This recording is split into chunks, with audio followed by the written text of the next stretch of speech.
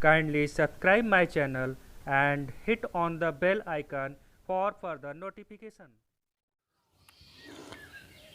Hello बच्चों, मैं मनोज पांडे अपने और आपके इस खूबसूरत और प्यारे से चैनल एमएस कोचिंग इंस्टीट्यूट में फिर से स्वागत करता हूं। दोस्तों, आज मैं एक्सरसाइज 4.2 का लास्ट वीडियो लेकर के आपके सामने आया हूं।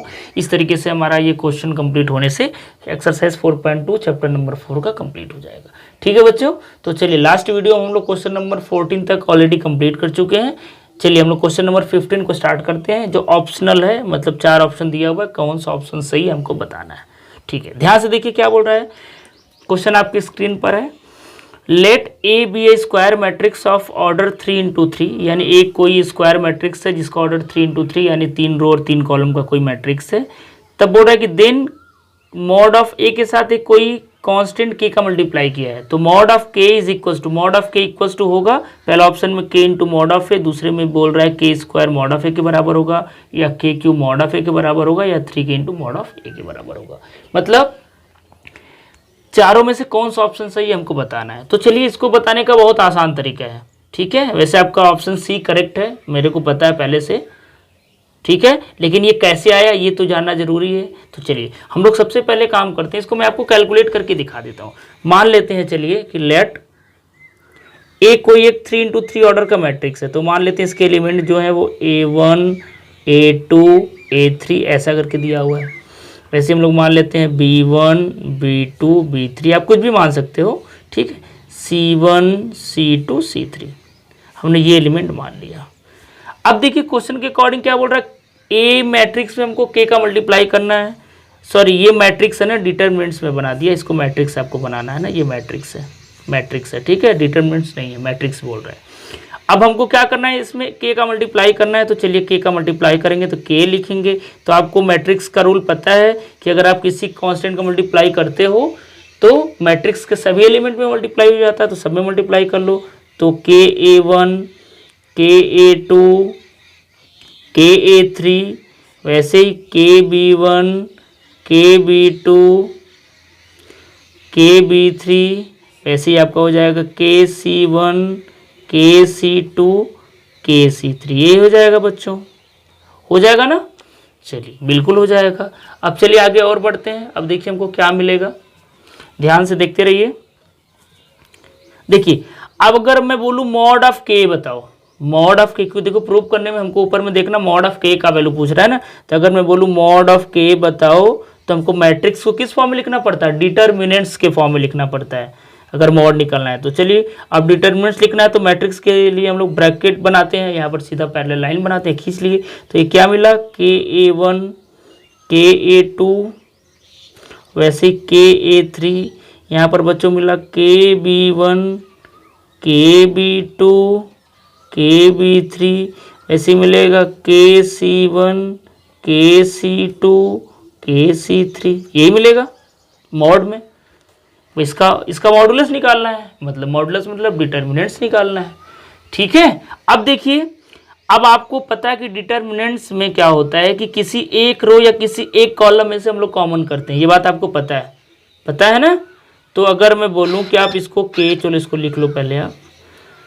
हाँ, अब देखिए ध्यान से, इसका वैल्यू इसमें से हम लोग के बाहर करेंगे, इसमें से भी के बाहर करेंगे, इसमें से भी के बाहर करेंगे, क्योंकि मैट्रिक्स में तो सब में से बाहर होता है, लेकिन डिटरमिनेंट्स में किसी एक रो या किसी एक कॉलम से माइनस करते हैं, मतलब सॉरी बाहर करते हैं, यही ना। तो चलिए मैं क्या बोल रहा हूँ, हम लोग चाहे R1 R2 R3 में से के बाहर निकालो, आप समझो, चाहे C1 C2 C3 में से निकालो, तो के यहाँ से के यहाँ से के यहाँ से के क्यूब बाहर निकलेगा, के क्यूब बाहर निकलेगा, तो आपका क्या बचेगा, सिर्फ A1 A2 A3 B1 B2 B3, ऐसे C1 C2 C3। अब देखिए ये किसका वैल्यू है भाई, ये मॉड ऑफ ए का वैल्यू है। अगर आप इसका मॉडुलस निकालोगे, मॉडुलस निकालोगे जो ऊपर में है, तो ये मॉड ऑफ ए ही आएगा ना। तो देखो ये के क्यूब और ये वैल्यू किसका है, मॉड ऑफ ए का है। तो देखिए ये ऑप्शन कहीं दिया है क्या, ध्यान से देखो, सी ऑप्शन देखिए दिया है। ठीक है, तो इस तरीके से हमारा ये सी ऑप्शन क्या है, करेक्ट है। तो आप आंसर लिख लो, चाहे आप वहाँ पर लिख लो, मैं यहाँ पर लिख लेता हूँ, सी ऑप्शन इज करेक्ट। ठीक है, तो इस तरीके से हमारा ये सी वाला ऑप्शन सही है। तो इस तरीके से बच्चों ये सोल्यूशन इसका रहा। ठीक है, आई होप आपको समझ में सारी बात आ रही होगी। अगर आपने मेरे वीडियो को भी लाइक नहीं किया है तो जल्दी से पहले लाइक कर दीजिए। नेक्स्ट क्वेश्चन स्टार्ट करने के पहले अगर आपने हमारे चैनल को सब्सक्राइब नहीं किया है तो मैं आपसे फिर से रिक्वेस्ट करता हूँ, प्लीज़ हमारे चैनल को सब्सक्राइब कर लीजिए ऐसे ही वीडियोस देखने के लिए।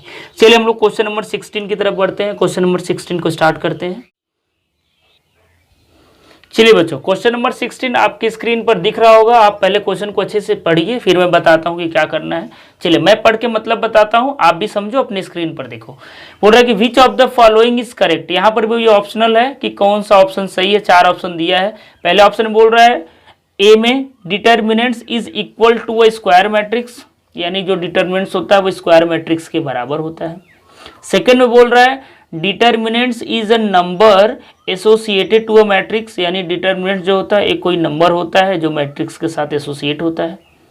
तीसरा बोल रहा है determinants is a number associated to a square matrix, यानी किसी स्क्वायर मैट्रिक्स को अगर हम लोग नंबर में के फॉर्म में लिखें, यानी स्क्वायर मैट्रिक्स हम लोग नंबर्स लिखें तो वो डिटर्मिनेंट्स होता है। फिर बोल रहा है कि फोर्थ में डी में नन ऑफ द अबव, मतलब तीनों में से कोई भी ऑप्शन सही नहीं है।